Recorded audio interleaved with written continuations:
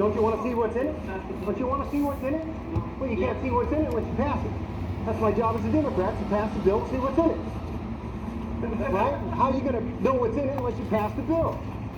You know, my other job as a Democrat's got a lot of jobs, but it's your first job, to pass the bill and see what's in it. Yes, sir. I just got done telling you I'm really a Christian. No, I'm really a Christian. Right?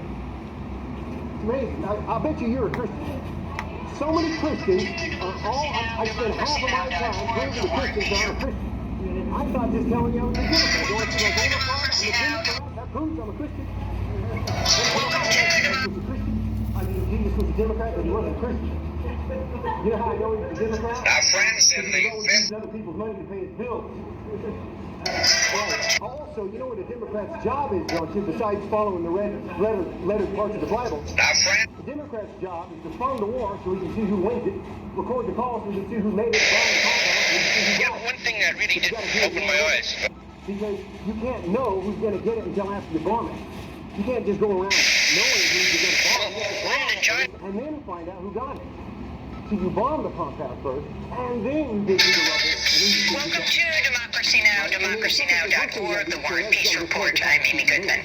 A top United Nations official has warned fighting in Ethiopia's northern Tigray region has spawned the worst humanitarian disaster on Earth. Good evening, I'm Judy Woodruff. On the NewsHour tonight, a critical election. Congresswoman Liz Cheney loses the Wyoming Republican primary in a landslide to an opponent who says the 2020 election was rigged. What the results tell us about the former president's hold on the GOP. Then, 1 year on, former allies and partners of the United States war in Afghanistan fear for their lives under Taliban rule, a year after the chaotic U.S. withdrawal. If they know about me and my family, they will punish me, torture me, and finally kill me for my support to the U.S. government. And contested results. Tensions simmer as a loser of Kenya's presidential election challenges the veracity of the vote count. All that and more on tonight's PBS NewsHour.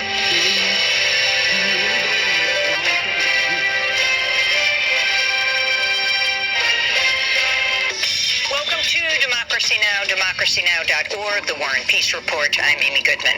A top United Nations official has warned fighting in Ethiopia's northern Tigray region has spawned the worst humanitarian disaster on Earth. World Health Organization Director General Tedros Adhanom Ghebreyesus, who's originally from Tigray, said the conflict, which first erupted in late 2020, now threatens the lives of millions, even as global leaders largely ignore the crisis. I can tell you that the humanitarian crisis in Tigray is more than Ukraine. Without any exaggeration.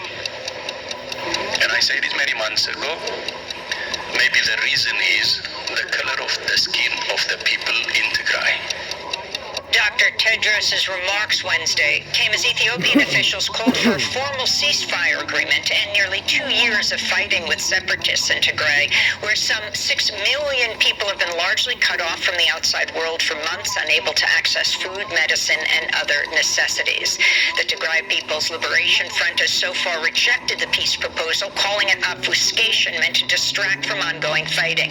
The United Nations warns the Tigray conflict has combined with a worsening drought across Ethiopia to threaten the lives of 20 million people.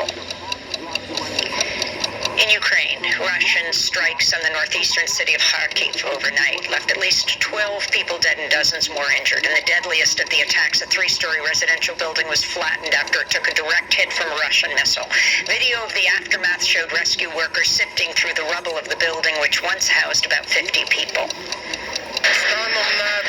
As a result of the midnight hour, we have 7 dead and 16 wounded. As a result of the rocket hit, these are the people who were inside the building who survived, and also people who were in buildings nearby who sustained varying degrees of injuries from shrapnel, glass, and other things.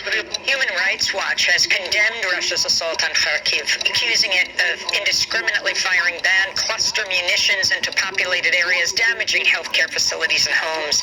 Elsewhere, Ukraine's military says it struck an ammunition depot near frontline fighting in the Kherson region. An advisor to President Volodymyr Zelensky said Ukrainian forces had reached a strategic deadlock in the war with only minimal Russian advances. Today, UN Secretary General Antonio Guterres is meeting with President Zelensky in the western city of Lviv, where they'll be joined by Turkish President Recep Tayyip Erdogan to discuss a deal to allow Ukraine to safely export grain from Black Sea ports. Donald Trump's former personal attorney, Rudy Giuliani, has testified to a grand jury in Atlanta, Georgia, as part of a criminal probe into election interference by Trump and his supporters.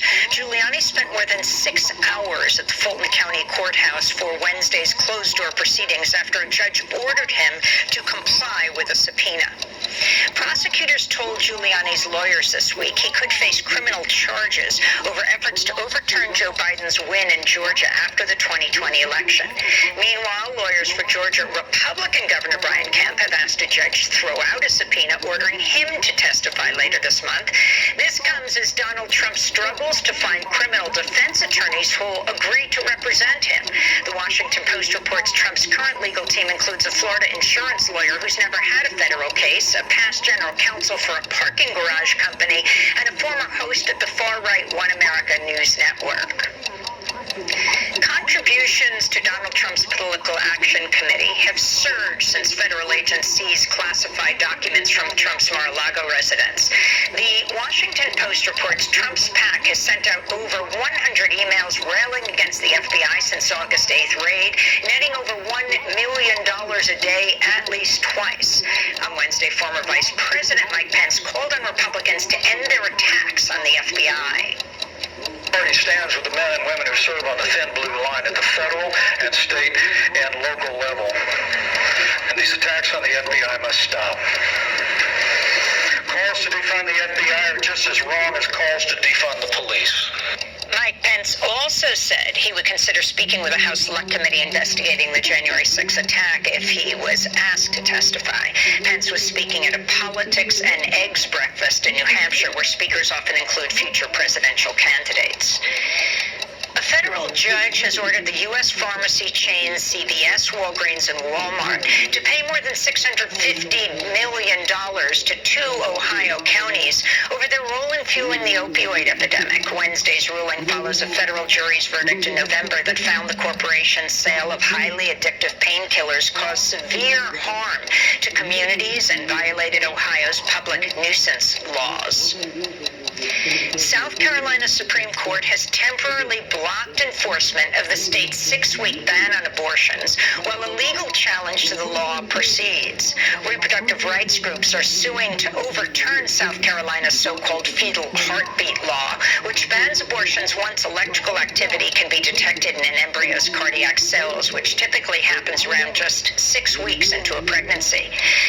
In North Carolina, a federal judge has reinstated that state's ban on abortion after 20 weeks of pregnancy. In Louisiana, all 3 clinics that previously offered abortion care have closed their doors and will relocate to other states after the state Supreme Court ruled Friday that a near-total abortion ban can remain in effect across Louisiana. Meanwhile, a federal court in Florida has ordered a 16-year-old orphan to carry her pregnancy to term after she petitioned the court for the right to have an abortion, testifying that she was, quote, not ready to have a baby. A 3-judge panel denied the request, ruling the girl, quote, had not established that she was sufficiently mature to decide whether to terminate her pregnancy, unquote. In Afghanistan, at least 21 people were killed and 33 wounded in a bombing at a mosque in the capital of Kabul. The attack came during evening prayers Wednesday. There's been no immediate claim of responsibility, but similar bombings in the past have been claimed by a local affiliate of the Islamic State.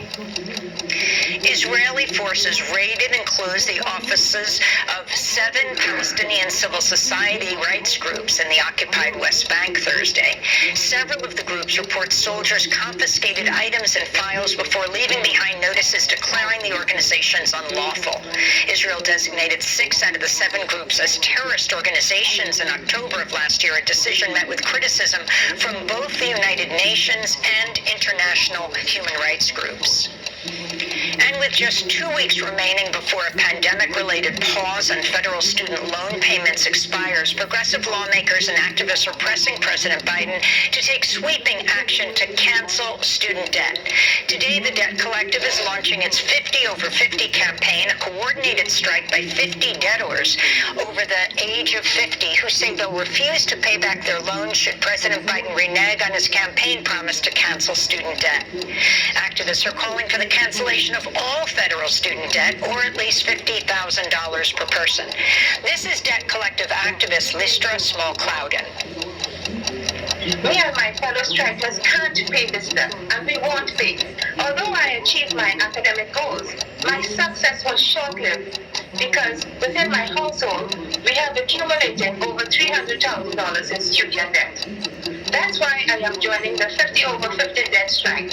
The 50 of us collectively hold nearly $6 million in student debt. I am pleading with President Joe Biden. Please make things right. Cancel all student debt. And those are some of the headlines. This is Democracy Now!, democracynow.org, The War and Peace Report. I'm Amy Goodman. Right, that represent Jesus. I don't know. But now some people don't actually believe